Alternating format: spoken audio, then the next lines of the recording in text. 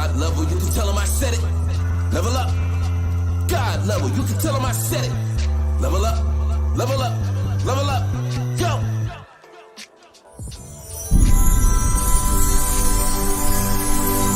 Everything, that means everything. Eyes connected to everything, and that's why I'm in everything.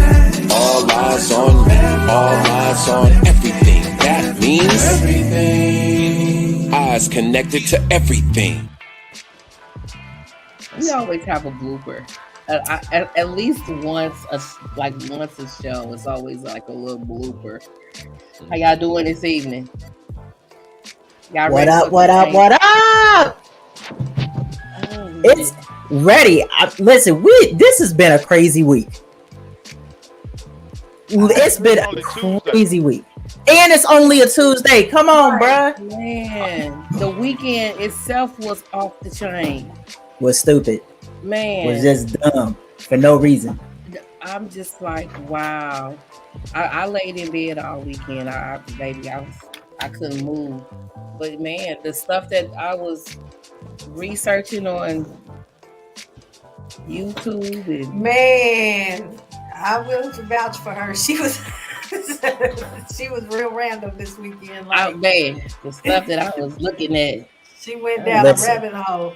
But I was about to say that rabbit hole was deep because I was right there. Yeah, she was right there with me. We both like, whoa, yeah. I'm telling you, watching that. You know what? Before we even get started, let's go ahead and introduce ourselves. This is things that people don't want to talk about. Brought to you by God Level. That would be me. I'm originally from St. Louis, Missouri. I'm a nurse. I'm an entrepreneur. I have this podcast. I'm a sister. I'm a brother. I'm a friend. I'm an aunt. I'm a Gigi. I am everything good. John, you want to go ahead and represent yourself? John Skywalker, the Sly Talker here. Lyricist, spoken word artist, martial artist, personal trainer, lover of life, student of psychology, and I'm a father who has 5 hip-hop albums, positive, conscious, light-bringing hip-hop albums. For you guys that's tired of the garbage that's out there, that's tired of the trap, and John Skywalker, just look him up. See what he got to say. I'm telling you, you will love it. You will love it. Ivy Tanner, you want to go ahead? Oh, I'm sorry, King Newborn. You want to go ahead and represent yourself? I'll be trying to go in order of people's arrivals. If that makes sense. Peace. How we doing, family? This is King Newborn. You can follow me on all social media platforms at Newborn Everything. And as always, I am that I am, and of service. But real quick, I just want to send a shout out to anybody that take the time out to give a hug to a loved one, a friend, or anybody in need. It's okay to pass out a hug.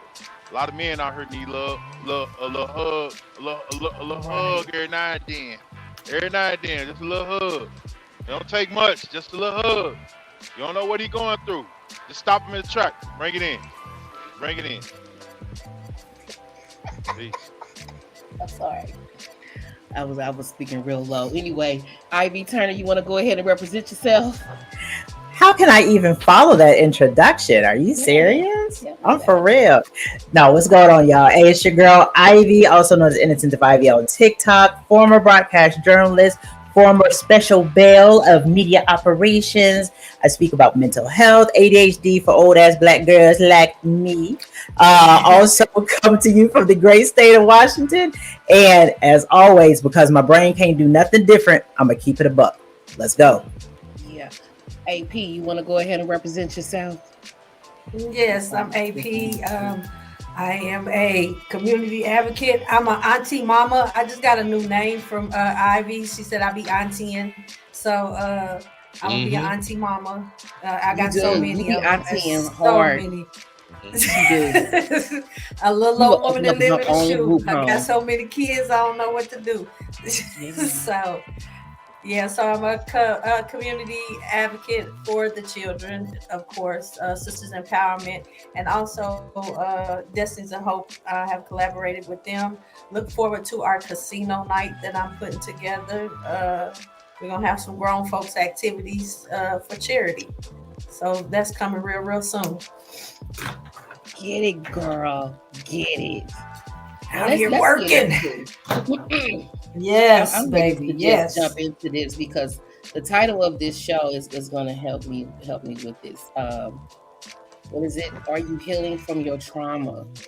Yeah. Now, before we say anything, before we go into anything further, the information provided here is for educational purposes only. It is not intended to be a substitute for professional medical advice, diagnosis, or treatment. You should always consult with your physician or your qualified health provider.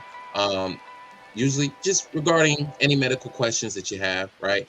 But if you also are in a crisis or you need some immediate assistance, dial 988 or 911. Mental health crisis hotline. All right. So this is for educational. All right. We're just here to kickstart and add on. This is supplemental. This is not primary, y'all. Yeah. And this is a safe place to talk about whatever you have going on. No judgment zone here. Trust me when I say we've all been through it. We have all been through it. So yes. All right. Can I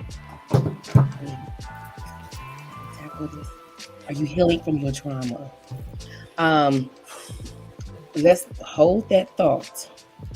And I'm going to take you all back this weekend because I know a lot of women out there are going to feel me when I say this. After watching that video of Cassie, triggered. Big time. I laid there in tears. Like, why? I felt that. I understood that. I remember something like that happening to me. And I'm just like, and here it is. Triggered. Like, you have to take a moment to kind of like pull yourself back because it takes you back to that place. If it has happened to you, it takes you back to the place, the situation, the smell, those feelings. Ooh. Listen, I got an attitude right now. I swear, I'm feeling a butterflies in my stomach. I want to go whip somebody's ass right now. I'm not even kidding. Right I'm for real. Yeah. I try to stay in a place of healed, in a place of healing. It took me out, man. It reminded me of when I literally saw my dad drag my mom out in the middle of the street and beat her down like she was a man. Literally took me right back there. Please. Right back. And that, I was 6 and I'm 47 now. It took me 41. It took me right back. Yeah. That's major. I talked to God Level this weekend and I'm talking about I'm snapping because I've never been beat like that, but I'm a fighter. And I felt all of a sudden, I just felt that feeling that I used to feel when I'm finna go in because you're not going to do me like that. That I feel it now, like I feel this heat coming across my body because I'm like, I wish it would have been me because I would have. I'm telling you, you would have gave him a run for his money. You would have gave him a run for his money. I think a lot of women out there would have gave him. Yeah, he wouldn't have. But I'm not 120 pounds, and I'm not no lightweight girl or anything like that. So he wouldn't have never done me like that. And I think that he did her like that. She was such a tiny girl. Yeah, that really did something to me. Rule her with one hand holding a towel with the other hand. I'm like. Yeah, that did something to me where I could still feel it. So, and I didn't know that I still had that in me. I'm gonna go ahead and read it out. Interesting perspective was shared about that. Someone shared with me, not taking up for Diddy, but when a child is beaten that oftentimes it's met with, I'm beating you because I love you. It raised the question of unhealed adults who were taught that that's love. That is 100% facts. Yeah. Literally 100% facts. I mean, and that adds to the PTSD that we don't want to talk about in the Black community because we always thought you don't say anything. You don't want to bring a Black man down. If a Black man is beating you, what do you're not going to call the police on that Black man. You don't want to jump on the bandwagon. Come on, man. Right. I remember that. You don't want to jump on the bandwagon. Oh Lord. I heard him clear his throat. I already know what that means. Go ahead, King Newborn. Oh, nothing. I was just No, gonna, throw something in the air and just say, he's no, ain't I gonna ain't throw gonna say something in the peace, air. peace, peace. Go ahead. I'm gonna keep it a buck, Miss Tanner. Men go through the same thing though. As hard as it is to believe, men go through the same thing. I can believe. So, Yeah, I can believe that. Yeah. I would like to be a voice and an advocate to help our listeners, our viewers, to understand that it's not slighted. We both go through traumas. We both have triggers. We both do experience PTSD. It just depends on what side of the scale you experience being victimized or you're being the one that's causing the hurt harm. But it can go either way though. It can go either way. Either way. You have stories out here that men be feeling embarrassed to say, hey, I be getting beat at home. That's actually facts because yeah. And how would you feel? Yeah. We did a podcast on that one. Yeah, we did. We did. Yeah. But I'm not trying to take away from tonight. No, you're telling the truth because going straight to that, because I was going to say I've been on the end of both spectrums because I have been fought and I have fought.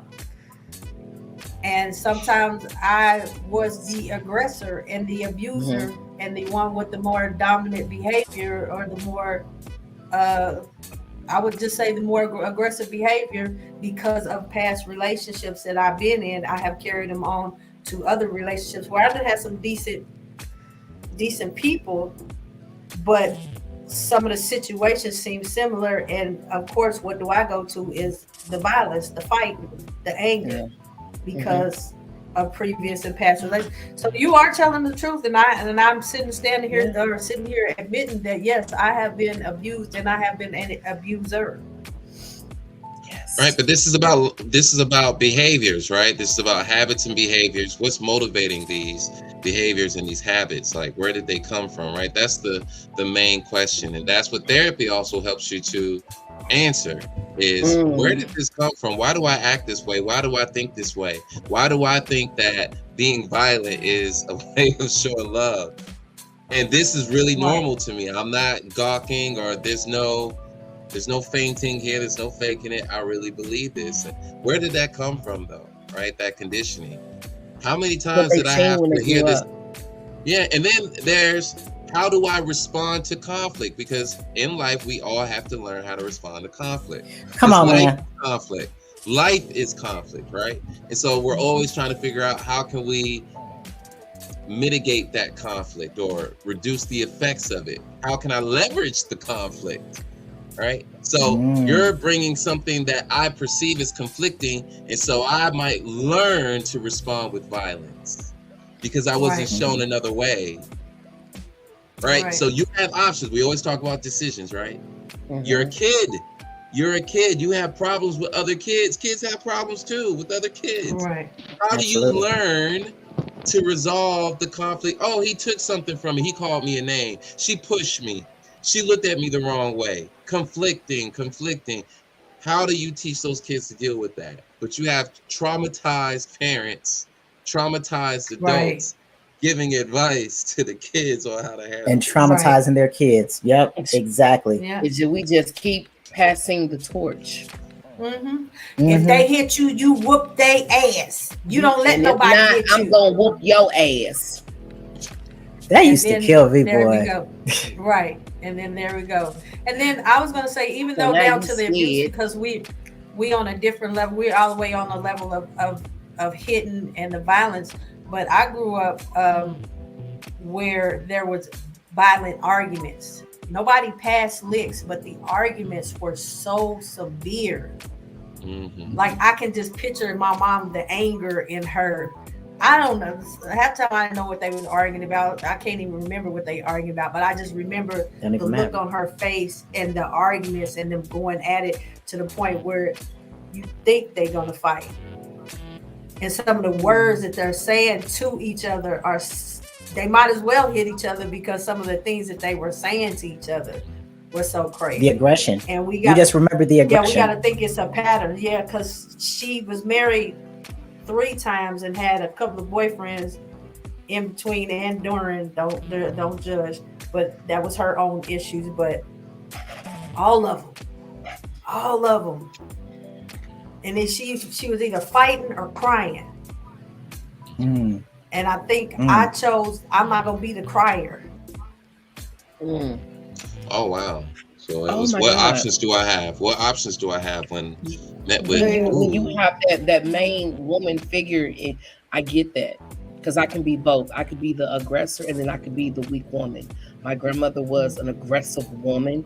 She's the one that pulled a gun out on my grandfather while laying in bed and put it to his head and told him, "You gonna quit fucking with me." My mother was the one that took everything. So that's what I grew up with. I bounced back and forth. That's what I grew up with. My mother was she was the very placating, very, and it's because of her triggers. Because my grandmother was a piece of work. You know what I'm saying? So those were her triggers, and she didn't understand how to teach me how to deal with conflict either. And I didn't even realize that I had triggers. Didn't even realize that I had triggers until I started going on my recovery journey, until I started going into therapy and doing the work.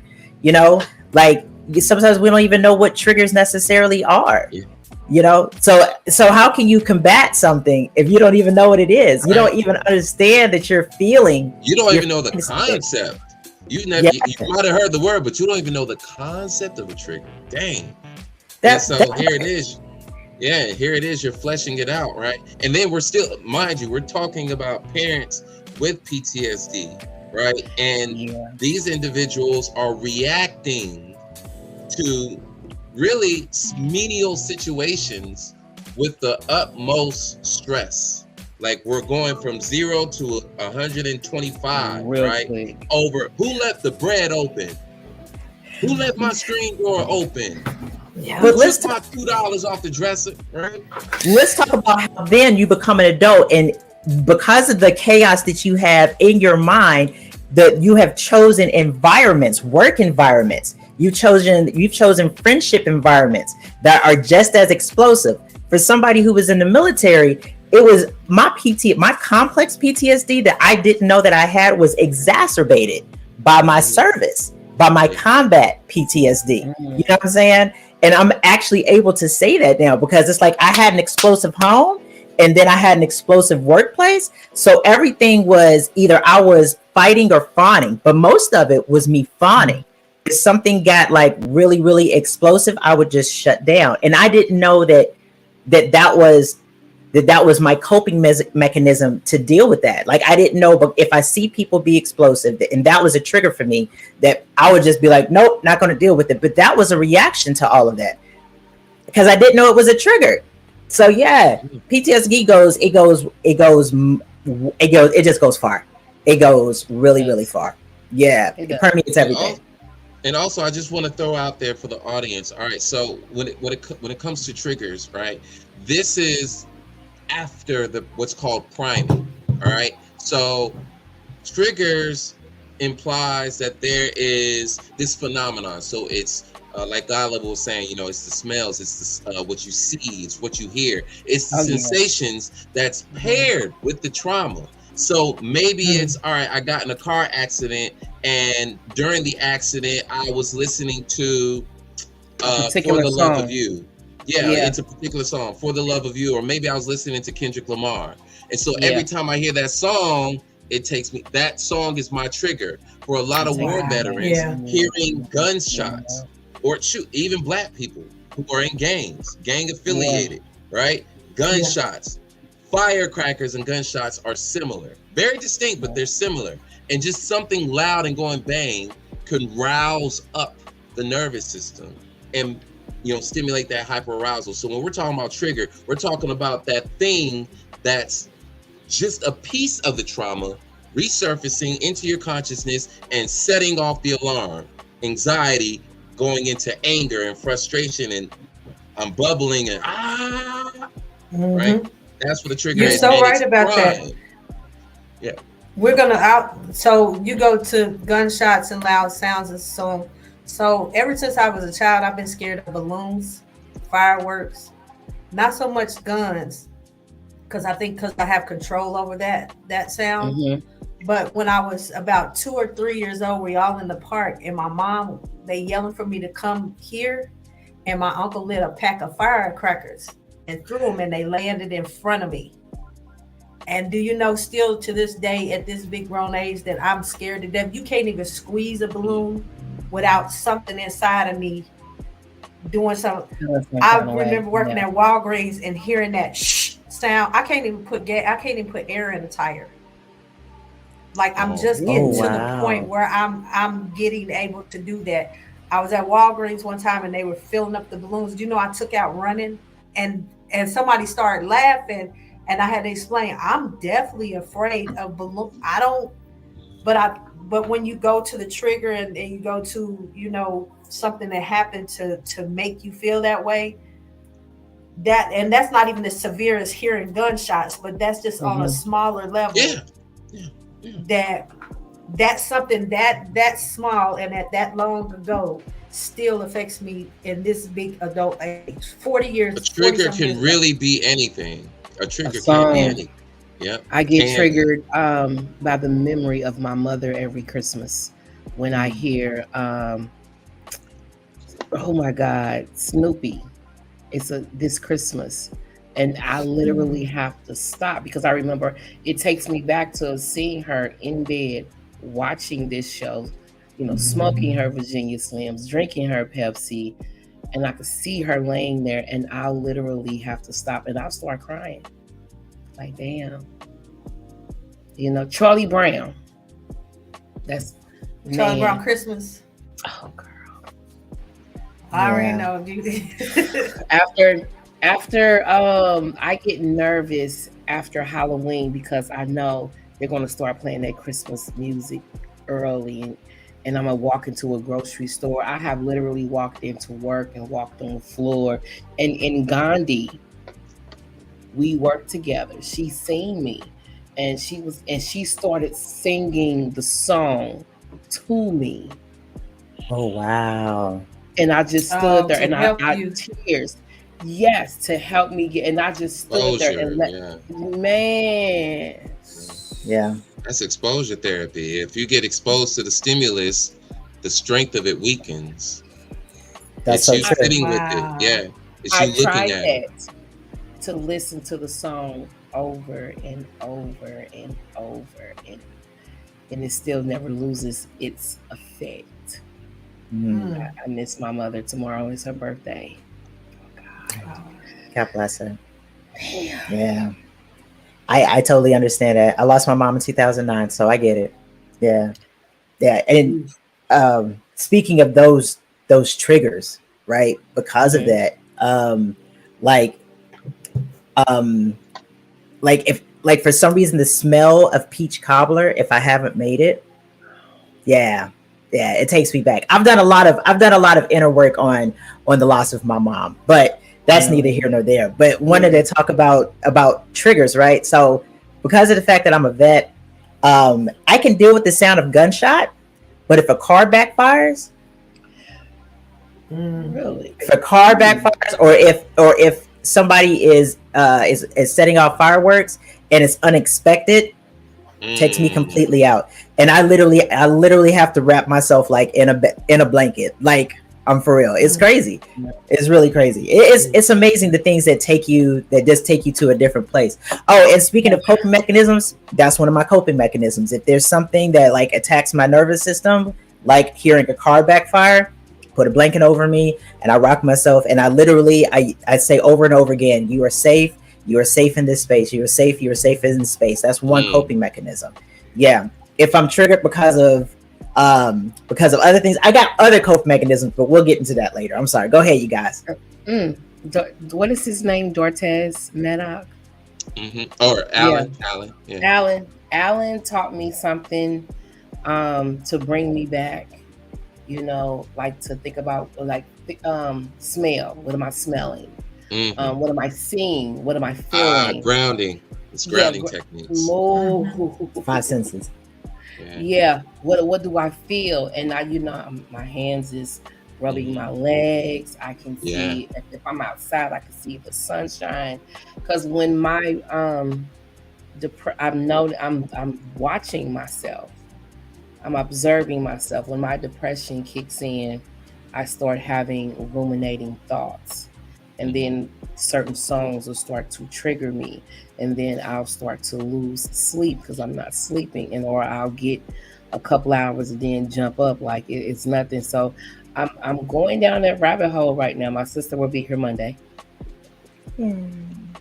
My sister will be here Monday, so I'm happy about that, and she'll be here for 30 days. So I'm looking forward to that, and then she'll be gone, my daughter. So my sister will be here to help me get over this little hump. It's just a little hump. It's not a big hump, but it's a little hump, and I see it, and I'm observing. I'm like, okay, I see this. So yeah, good for you. So good for you for noticing that.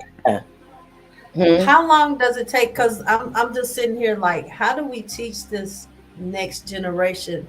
Because it's taken, it looks like all of us about 20, 30 years to realize what our didn't have this are, information how to cope 20, with 30 them. years ago. Right. How to cope with those. But you do have to make it palatable. You do have to make it palatable. But the way you have to, honestly, if you are not a mental health professional, and you want to pass this down, you have to put it into practice. And you're going to have to do like these miniature workshops to do it, right? And I mean, they got to be well structured because you need to be, it's just like learning another skill. So you got to set up like these little mini classrooms settings with your kids, right? Like, again, this is what me and Ivy was talking about backstage, right? With my son, just teaching him how to first recognize that he's getting angry because, you know, in his experiences, it's I don't want to say he blacks out, but he can't focus. He's not in control. He's not aware. So it's like, all right, we have to slow this down and rewind the tape. We have to rewind the tape and do a play-by-play and say, okay, what could we have done here? And start recognizing. So it starts with awareness, right? Yeah. Awareness, self-awareness. Hey, let me figure out what's going on. Let me evaluate my experience at this moment. Instead of just letting the experience happen, let me really look at it, pay attention to it, and then figure out, oh, this is what's happening. What can I do? Now, what are my options? What shouldn't I do? And what should I lean into? Right. So it's the awareness, and then you can get the control. Let me point out something too. Okay. Especially for us. I'm sorry, just let me, because it's in my brain. I'm like, yeah. So being people of the diaspora and having trauma, there is research that's being done now that says that if you grew up in a childhood that was full of trauma, you automatically have PTSD symptoms that mimic ADHD. What I mean by that, yes, ma'am. And what I mean by that is that we are known for having a dopamine deficit. Right. So all the stuff in the front of the head where we're supposed to be making sense of everything, prefrontal cortex, is like we think mostly with our lizard brain, which means we react quicker. Yeah. How many people do you know?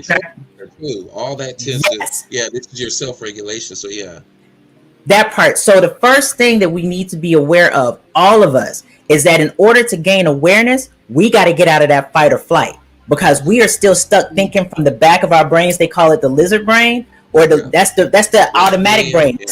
The reptilian mind that absolutely takes over. Just like you were talking about, AP, where you were like, like if I was in that situation, I'm on fire. Like it's time to go. Right. That's the back of the brain telling you your life is on. Right.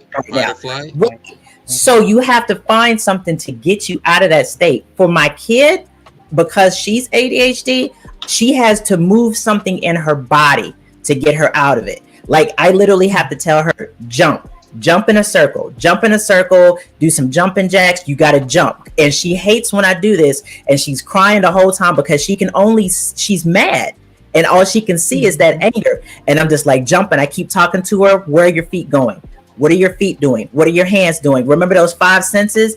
I tell her to do that and engage her senses. What do you see? What do you hear? What do you feel? What are your parts of your body doing? And even though she doesn't want to, because the back of her brain is like, I'm moving, and maybe I'm moving into that danger, she automatically is able to come out of that fight or flight stage. So let's talk about that. Wow. Our community, if you are in that fight or flight and you automatically want to fight, you know how you see brothers be like, right? Mm-hmm. They're doing that, but they don't know that they're actually self-soothing. So do more. Have somebody talk to you. That part down, like keep it going. That part. The pace back and forth, like okay, right. Okay. Do more. Swing your arms. Punch out in the air. Do get going. I didn't know what that was, because my shoulders. I didn't know what that was, but man, that's it. That's an automatic reaction, and then automatic reaction. Do it.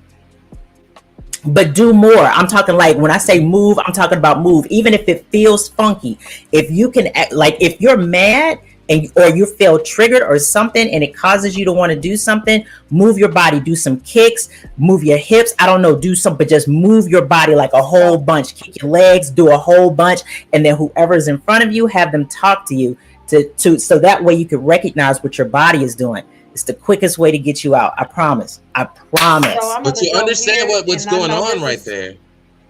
Oh, go ahead. I was going to say, I know this is being a devil's advocate, but that's why white folks are scared of us. Because when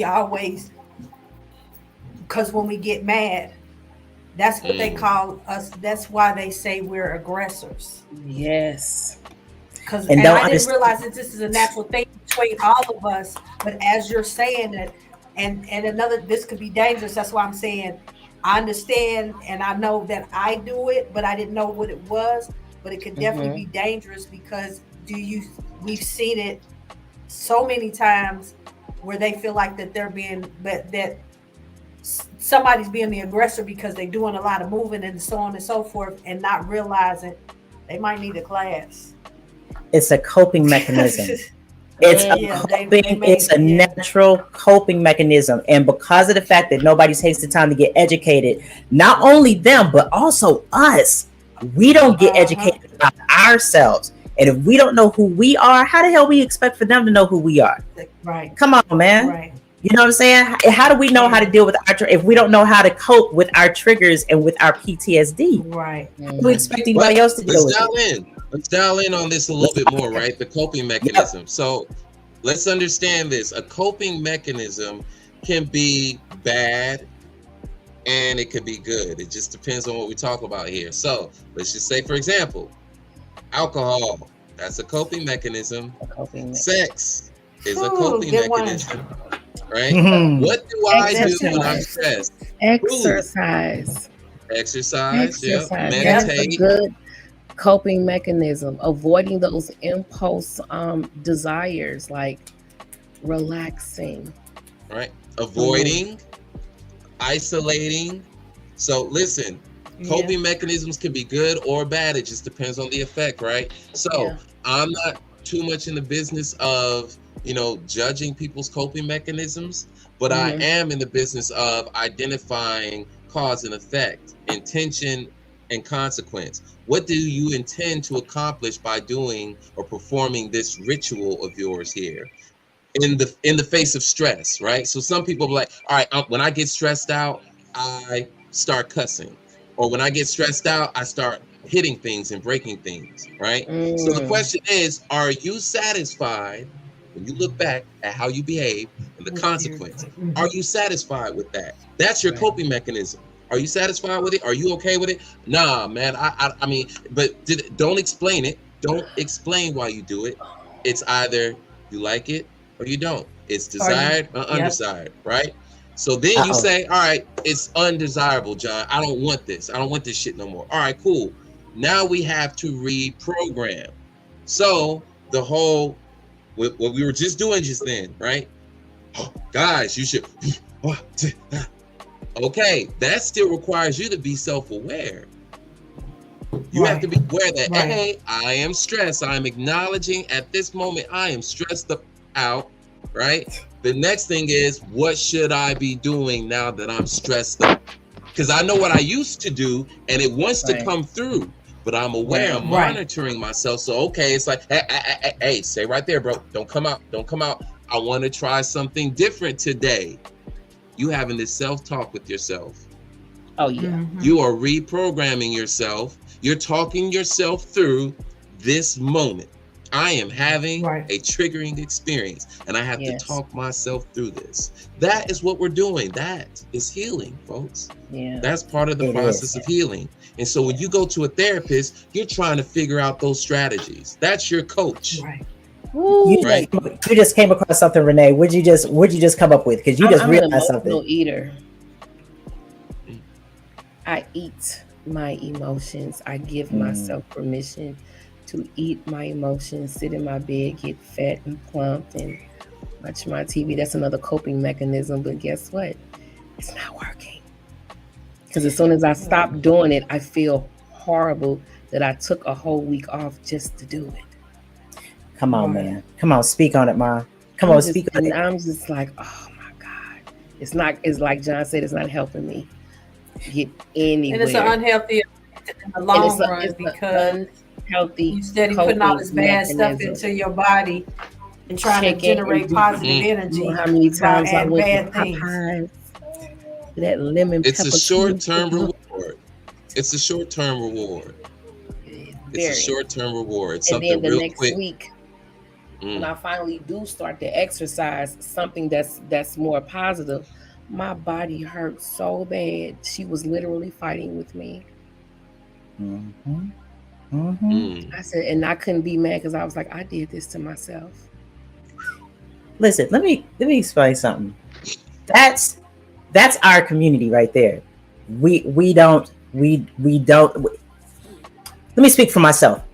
So that way I'm not shooting any bullets out there, right? Okay. So I started to realize when I finally started going through recovery, and I talk about recovery, y'all might think I hit a bottle or something like that. No, I'm talking about emotional recovery, people, because my emotions and my lack of awareness of my emotions almost took me out, right? So when I started to go through recovery for that, like literally, I learned that emotions just are.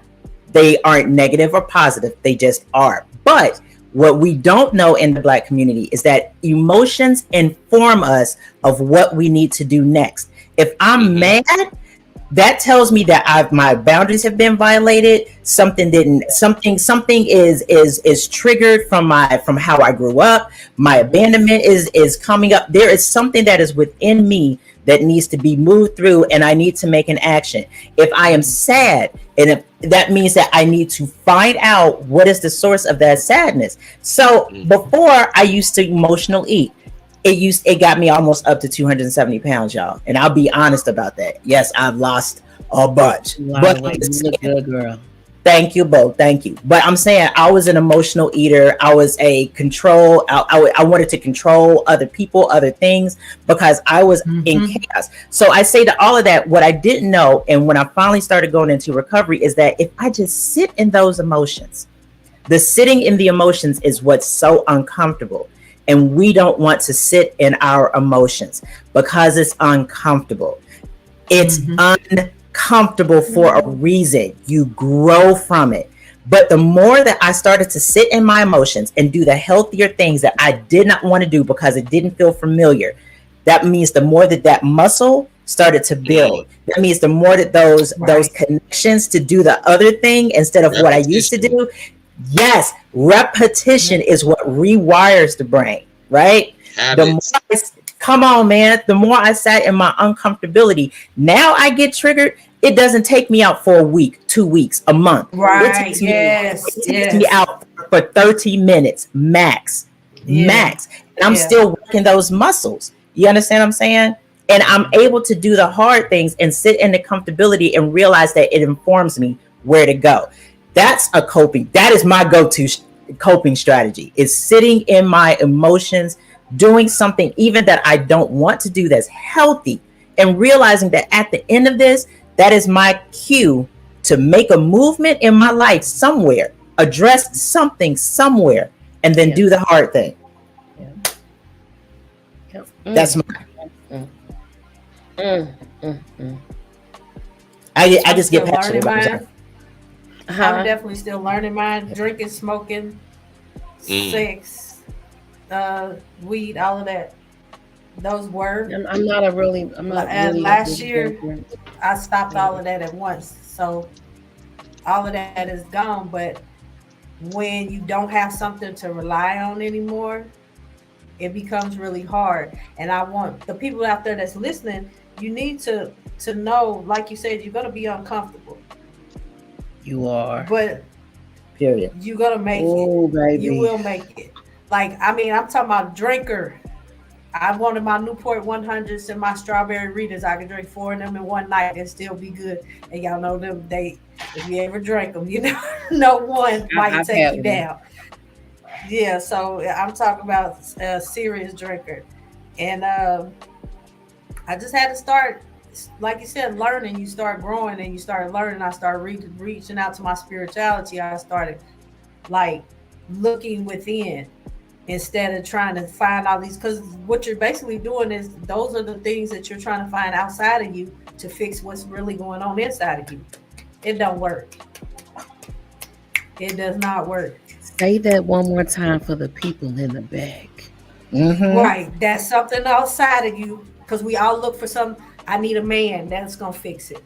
I need a drink, that's going to fix it. I need a hit, that's going to fix it. Right. I need a cigarette, I need a Pepsi, whatever it is that your deal is, your vice is, that ain't going to fix it. It's not going to fix it. And you can do it. I have seen people that have drank themselves to death, and guess what? They were still broken. Come on, man. You drink 30, 40 years until you got cirrhosis of the liver, trying to find something outside of you to fix what you could have already fixed a long time ago just by looking within. Yeah. And by that time, it's too late. Now you're knocking on death's door.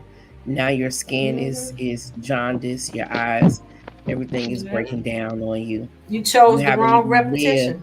A full life. Path of self-destruction. Because you've been chasing everything outside of you, trying to fix what's already, man. But let's talk about it. You got everything you need right in here, but nobody wants to look. Nobody wants to look in the mirror because they don't want to see what's going to look back at them. That's the thing, and that's the biggest part. Listen, for anybody who is out there listening, we see you anyway. Right, exactly. I don't care what you think we see. We see. Because I had to look at myself. Exactly what you don't want to see. Yeah. And I realized I was like, oh, people have been seeing this in me for years, and I'm the one who finally caught up. And the thing is that you got it's some of it's gonna be ugly. But the reason, like, it's just going to be ugly. I mean, like, let's talk about combat PTSD for a second, right? Some people have PTSD because of things that were done to them, or either things that they have done in combat. And let's keep this a buck. War is ugly. War on the streets is ugly. War within yourself is ugly. You know what I'm saying? And our ability to heal and to not use those coping strategies go by how much ugliness are we willing to accept? Because we see it's there anyway. Everybody else sees it anyway. It's there. Take a look, because it's still gonna be there. So you either accept it or you keep letting it kill you. Fix it. Yeah, fix it. It's not going. And it's taking a look at it. And you got to take a look at it. You have to look at it. I had somebody tell me, ex-husband, that well, if I try to fix it, it's gonna hurt. I did. Well, if I try to fix it, if I try to take a look at it, it's gonna hurt. Why would I do that? Why? I mean, it's gonna be worse than I should have just left it broken in the first place. But the thing is that remember, have you guys heard of kintsugi, the Japanese art of pottery? Like literally in Japan, they break, like people get broken pottery. And they put it together. They put it back together, and they do it with gold because it's beautiful. It's an art, right? It's called kintsugi. But the thing is that before it was whole, right? but it's now more expensive because it got fixed up. It got fixed back up with precious metals. What's your goal, people? Knowing that shit about yourself is that gold to build yourself back up. And now, so it's, you might be broken, but the art of yourself is piecing yourself back together with knowing the truth about yourself. I'm gonna let it go because I've been talking a whole bunch. I'm gonna go on mute. Some people are really not ready for that. And I'm glad you said what you just said, because I just had this conversation a couple of weeks ago with my ex. And I told him, I said, you have a great representative. That representative you have is flawless. As long as that representative can make you think, feel, and see you in a certain light, they will never suspect that it is nothing more than a mask. I said, when are you going to deal with the fact that you self-sabotage every relationship you have? You have trust issues. You don't want to ever think, don't want to ever feel like a woman is in control because of what you've seen growing up in your own household. That I just had this conversation. Drop the mask and deal with what's behind it. If not, you're going to continue to go in a circle. You've been chasing your tail for 3.5, almost 4 years. No accomplishments, no nothing. As a matter of fact, you're only getting worse because you just totaled your car. Yeah, you're running, right? You're running. That's what, again, fight or flight. We're dealing with fear, right? It's that demon. We've created this demon from trauma, right? It's the boogeyman. It's a self-created boogeyman. And you keep feeding this self-created boogeyman with fear. You keep feeding it. And that's why it looks so big and you don't want to look at it. And the more you don't want to look at it, the more fear you're feeding it. And so it keeps mutating into the the liquor. So that's what the Indians believe. The lack of responsibility for self. You got the good wolf and the bad wolf. Oh, say that. The one wins, the one you feed. That's right. The one that wins is the one that you feed the most. Yeah. And we do that every day. We do that constantly. Like, we do that all the time. And this is the thing. A lot of people that we meet, and we just need to be aware of this. And I'm not trying to be like Debbie Downer, but we meet a lot of representatives. We meet a lot of representatives. There are more representatives out here than there are genuine people. Like I have found my tribe. I feel like that I have a great group of people here that I don't feel like that it's what you get is what you see. What you see is what you get. You know, I feel like that. But outside of you guys, I have to learn to maneuver because I've learned about the representative. The representative only lasts about 90 days. It's kind of like a job. It only lasts about 90 days. About that 89th day, you start seeing those red flags. He's not lying. And you start. That's how long you start. And I thought that I was just saying something. Yeah. Yeah, I thought I was just saying that before because things just come to me. And then I started seeing different people and I'm like, it really does only take a small amount of time, that 90 days, and you start figuring out stuff that you should have paid attention to. And then now you got to ask yourself, why do I keep attracting these type of people? Is it my PTSD that attracts these people? Because I'm attracted to the trauma bond. I'm attracted to what I'm used to. I'm attracted to what I'm used to seeing. I'm attracted, familiarity will get you fucked up. Me and John had this conversation. Dysfunction. Me and John had this conversation. So I keep going back to it. Different face, different place, same person though inside. Same situation. Me and John just had this conversation. I'm sorry, I don't mean to cut you off. Because when it came to my ex, y'all already know I was cuckoo for Cocoa Puffs. Let's just be real. I was cuckoo for Cocoa Puffs. And John asked me one day, why do you love him? And I had to sit and think about that. Why do I love this man? I say because he feels like home. Ooh. But then what was home like? Very dysfunctional, right? Abusive. That's why I said, ooh. My father cheating on my mother constantly. You know, he wasn't responsible. You know, my mother carrying the load. And when we had this conversation, he was like, "Sounds like you need a new home, miss." Man, that's wow. And y'all want, that's why I love this man. That's why I love this man. I felt that. I remember that wasn't even shots fired. That was some tough love. Yeah. Yeah. But do you understand what we just did there, though? Jack up and move. All we did was investigate. That's all we did. Right.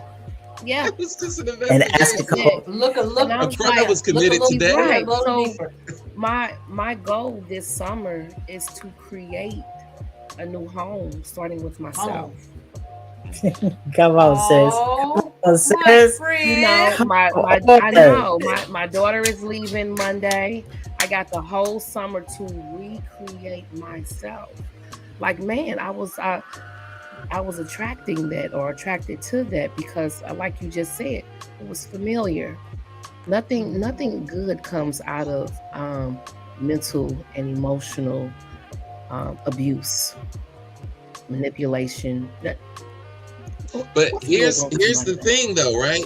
The larger phenomenon here is that people are not even curious about their own lives, and it's right in front of them. Because it's comfortable. You would ask the questions. You would ask. Right. You would be curious. Right. It's comfortable. Why is it's this comfortable. happening? Yo, what's It's going comfortable. on? Yeah. It's comfortable. What am I doing? And you know, Erin has been walking. Nobody else is just too. And I'm gonna throw something that she said to me out there. And she said, you know, I hate to say it, but your ex functions well in his dysfunction. Can we wait? Let's take a pause in that. Let's put a pin in that, because when people are addicted to chaos, and their mask is their go-to coping mechanism for their PTSD. I will say that again. Their mask, their representative. There you go. Mask. That's their go-to strategy. Mask, baby. Oh, come on, you just man. touched on something, because you just said their go-to is their representative. We don't know them for real because they hide behind this person that they don't even know. It's just a person that they use. They're hiding behind a mask and they don't even know they really are. It's because they have used it as a coping strategy for whatever badness and whatever traumatic events that happened to them when they were come up. Think about, because any coping strategy is something that keeps you away from who you really are. Anything, any compulsion, any using people as a drug, using food as a drug, using liquor as a drug, using drugs as a drug. So that means that mask can also be a drug. So if you're using that to cope, I mean, that's like, for real, if you're using that to cope and people are addicted to that, somebody hears pretending I be everybody to hear that. For those of us that get pulled into certain situations, I need everybody to hear that you know that they are addicted to their representative, to they have portrayed themselves to be, and that's the person that they run to because that's the person that everybody likes. When they go to the person that they really are, the person that's messed up, the person that's just one big ball of confusion, and it's not working for them, then they run to this person that they have built to be such a perfect person. Because I need you to like me again. I need to pull you in again. But I can only be my representative for so long, because the real me is going to seep through and stand out and stand up and stand out. But then I only run to the representative when I need them. Yeah, I don't. As long as you let me do what I'm doing, as long as it's working for me to do what I'm doing to you, and you don't say nothing. But as soon as you stand up to me and tell me that you can't take it no more, back to the representative. Listen. This is the reason why, and I don't want to speak for everybody else on this panel, but I know for damn sure I come on here and talk, I'm a hot fucking mess. I have PTSD, mental health shit. You know what I'm saying? I've had relational issues. I've got 3 kids who are neurodivergent. I deal with my shit in real time, but I'm still an awesome person. And how do I know that I'm healing for trauma? I can be here. I don't know how many people are watching. I don't give a shit if it was 1 million. Y'all can come know me. I post all my stuff. I am really open, maybe even to my detriment, but I don't give a shit. Because I am going to be who I'm going to be, and people who like it, they're going to like it, or either they're going to get the fuck on. Period. And I don't care. Period. Period. Because people, I met y'all in my place of healing. Do y'all understand that? I met y'all because I finally started to take the hard looks at myself. You understand? I started to create a vibe with y'all because of the fact that I'm like, I can get past who I am and I can connect to people.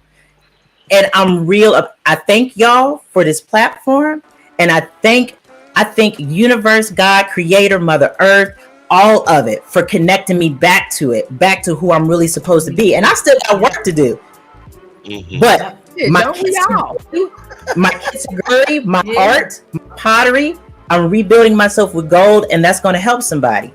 You know what I'm saying? So you can go ahead and look at my flaws if you want to. I'm still going to be here next day. Right. And I think we all have come together for a reason. I mean, God does everything decent and in order. You call it what you want to, but it's all done decent and in order. And we all have been connected for some reason. I don't know the rhyme. I do know the rhyme or reason because I was in not so good space, and I was in my transitional space when I agreed to be on this podcast, and this has helped me get over that hump. It has pushed me above and beyond. Right, because I was a mess before that. You know, I wasn't ready. Freaking year, and then one day she called. You was on the phone, and we were live, and she was talking. At the end of the phone call, she was like, "You know what? I'll be on there." Like she got over that hump. I said, that's all I needed you to do. You are very strong. You are growing. You're leaving the old Aaron behind, and you're creating this new Aaron. Hell yeah, you need to be on here. Why not? Man. She saw it before I did. She definitely saw it before. She's known me since I was 18, 19 years old too. Yeah. So she knew the hot head. She knew the other feisty, person. The fiery, the popping the sunflower definitely thing. If I get up, it's a problem. Right. Yeah. Yeah. And I mean, I've known her, so we both have been able to be in each other's lives during these transitional points. So I mean, she definitely saw it before I did because I didn't see it. I did not see it yet. You were swinging your arms, you were moving your body, and she told you to jump. What are you feeling? What's in your body? She was telling you to jump. That's what real friends do. Yeah. And here we are. I want to thank. How do you know? I'm gonna just shoot you guys a list, right? I'm gonna shoot you guys a list because there's symptoms for each. That's all we're doing is identifying the symptoms. So in order to recognize the symptoms, you need a baseline. You need to recognize, hey, this is where I'm at today. Let's see where I'm going to be next year or in 4 months, okay? Set a baseline, all right? So the reduced intensity of your symptoms, that means that you're not experiencing depression and anxiety the same. You're not having the flashbacks, or maybe you're not having the thoughts intruding as much as they used to. Your mood has stabilized. You're more calm. You're more peaceful. Your relationships are a lot healthier, right? You're more adaptable. Your problem solving ability has improved. You're more clear. You're more trusting. You're more trustworthy. You communicate a lot more clearly, right? You're in a lot less conflict. You feel more confident about yourself. You know, you're more relaxed. You have greater insight, understanding of yourself. You're more patient. You're more kind. You're more active. You're more socially connected. You feel connected to people. You're more productive. Your self-worth is up through the roof. If not even up through the roof, it's, table high because it was on the floor last year, right? Your worldview has improved. You're more flexible in your worldview and how you think, and you're optimistic about the future. Because PTSD will lead you to a dark place to where you don't even see the lights anymore. You don't see your future. You don't see yourself. Right? It's dark. The lights are out. PTSD will have you. I've been there, and I'm not going back there. I'm not going back there. Yeah, once you start pulling yourself out and start getting to that healing point, because I've tried and slipped, but once you get over that hump, you start realizing I can't keep doing. I'm not doing that no more.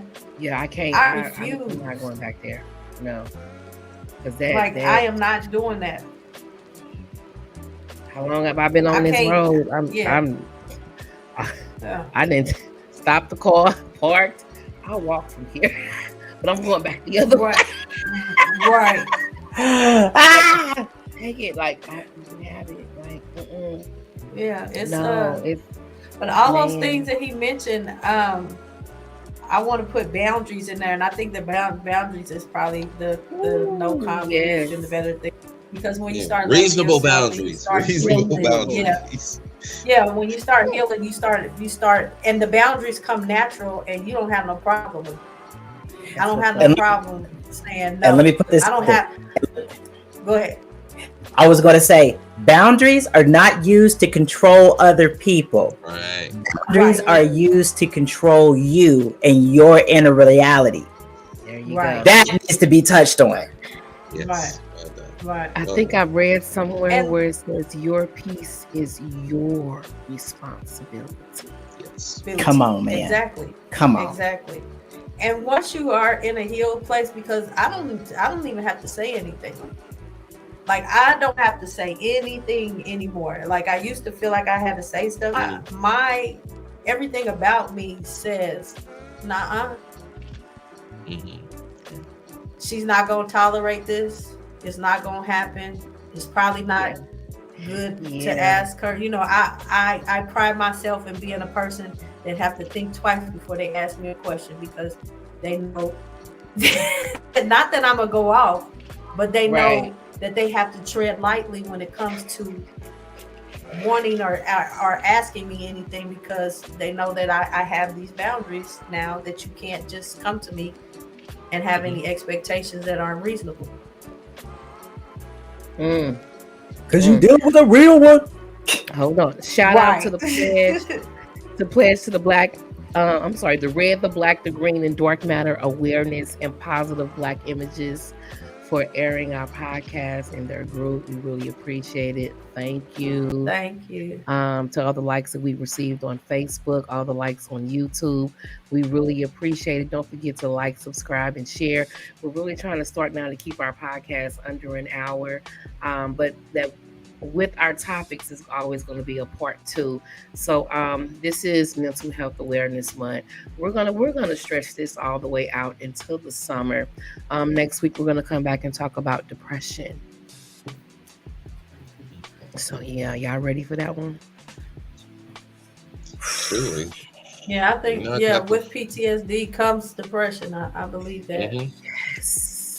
And sometimes we don't recognize the difference between the two. So and it's different for everyone. Excuse me. My depression is when it starts, I stop cleaning. I can see. We'll talk about it. We'll talk about it. Okay, we'll talk about it next week. Y'all got anything y'all want to add before we close this out?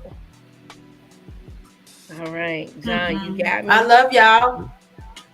Salute.